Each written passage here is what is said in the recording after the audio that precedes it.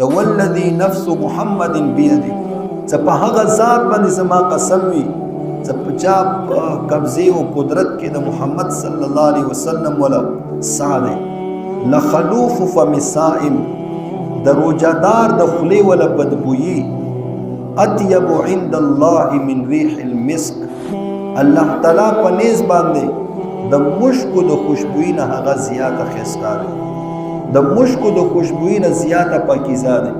خوشبویانو کې ټولو نه اعلی او قیمتي خوشبوئی هغه د مشک ولا دغه مشک ولا خوشبوئی د خرڅې نه روزي او ډیره قیمتي خوشبوئی ده نن سبا خدغه اترو ولا دکانونو کې مشک لیکلي وي په 100 روپیو باندې دوره بوتل ملويږي دا نه دي هغه مشک دا ټولو نه اعلی خوشبوئی ده بلکونو روپیو د دی ولا قیمت ده نو به هر حال دین زیاده الله تعالی ته دا پسندیده خوخه ده د روزادار د خلی ولا بدبوئی خو اوس دی که مو تاسو دا ځان پوي کو چې د خلی بدبوئی کومه بدبوئی په مراد ده یو خو د انسان خلی نه بدبوئی چې هغه ګندګي د واجی نه سي هغه غخونه سړی صفانه کی خلاص سړی صفانه کی هغه د واجی نه بدبوئی وي دغه بدبوئی مراد نه ده نو هر ملګری ته پکاري دي چې خلاب هغه صفګي پیغمبر علیه الصلاۃ والسلام په مسواک کولو روزانه هر منځ د پر هر او د سکه به مسواک کولو نو هر ملګری د خپل صفائی نصف ایمان دی بعض خلک بعض ملګری ډیر ناراض دي هغه بالکل د خپل صفائی ول خیال نه ساتي او خاص کر د خلینا هغه بدبوئی چی نو به چرته مجلس کې نشي کې نستله او به ځان غم هم نه کوي نه بلکې ځان غم بکای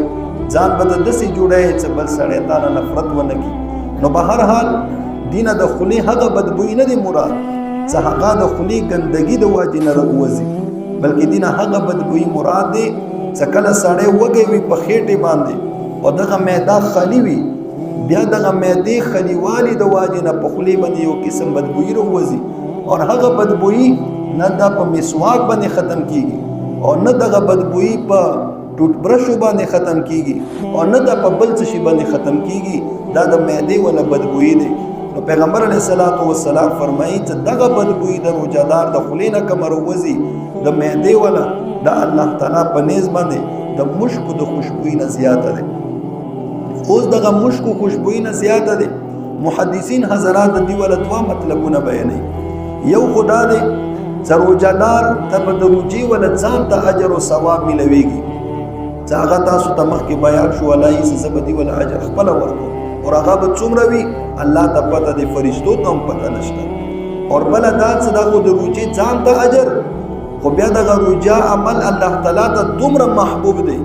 چې د دې د واجب نه دغه خېټې د معدې کومه بدبوئی دی په خلی باندې راوځي دی به زدي ته ځان ته اجر ورکو نو څومره لوی عمل څومره بهترین عمل دی چې هغه بدبوئی باندې هم تا ته الله تعالی اجر درکړي اور بل مطلب محدثین حضرات دا بیانوي چې کله دغه روزادار خلک دا چې کله قبرونو نه راپاتي نو دو خلونه به د مشکو په شان د خسته خوشبوئی چی اور خلکو ته به پته لاګي چې دغه خلک روزادار خلک